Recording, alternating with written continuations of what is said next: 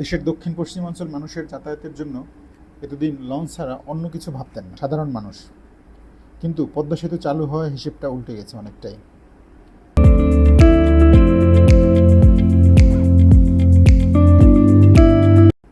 উঠে গেছে যাত্রীদের লঞ্চের উপর ভরসা। রাজধানী সদরঘাট থেকে দেশের দক্ষিণ অঞ্চল সহ দেশের বিভিন্ন জেলায় চলাচল করত 150 থেকে 200 লঞ্চ।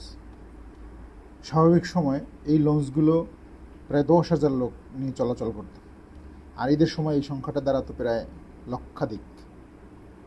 পদ্মা সেতু চালু হওয়ার পরে পটুয়াখালী, বরিশাল, ঝালকাঠি, পিরোজপুর যাওয়া যাচ্ছে 3-4 ঘন্টার মধ্যে। এর কারণেই যাত্রী কমে যাচ্ছে বলে জানাচ্ছেন। পদ্মা সেতু উদ্বোধনের আগে বরিশাল, পটুয়াখালী, ভোলা, পিরোজপুর, ঝালকাঠি রুটে প্রায় প্রত্যেকটা রুটেই 6 থেকে 7টি করে লঞ্চ সদরঘাট থেকে ছেড়ে যেত। এখন পদ্মা সেতু হওয়ার আগে দৈনিক বরিশাল 8টা লঞ্চ যাইতে, আর পদ্মা সেতু চালু হওয়ার পরে যাত্রীর গতি এত কমে গেছে, এখন সর্বোচ্চ 2টা লঞ্চ যায়, 6টা লঞ্চে কম যায়। কালাইয়ের লাইনে দৈনিক পার ডে 2টা লঞ্চ যাইতে, ওই জায়গায় লঞ্চ যায় একটার যাত্রীও হয় না।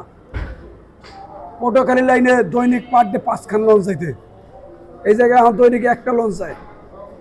অর্থাৎ সব মিলেয়া লঞ্চের মালিকের অবস্থা বেশি ভালো না, ঘাটের অবস্থাও বেশি ভালো না, আমাদের শ্রমিক একবারেই নিম্ন পর্যায়ে চলে গেছে। সদরঘাটের সেই চিরচেনা কর্মচাঞ্চল্য এখন আর নেই। সদরঘাটকে কেন্দ্র করে যে ব্যবসা বাণিজ্যের রমরমা ছিল, সেই ব্যবসা বাণিজ্য এখন মন্দাভাব। আমরা কয়েকজন ব্যবসায়ীর সাথে কথা বলার চেষ্টা করেছি এবং তাদের মাধ্যমে যেটা জানলাম যে তাদের বেচা কিনা এখন 3-এর 2 অংশই প্রায় কমে গেছে। ঢাকা শহরে সদরঘাটের প্রবেশ মুখের যানজটকেও দায়ী করছেন অনেকটা। তবে লঞ্চ কর্তৃপক্ষ আশাবাদী, যথাযথ সেবার মান পরিবর্তন এনে তারাও প্রতিযোগিতামূলক মার্কেটে টিকে থাকতে চাচ্ছেন।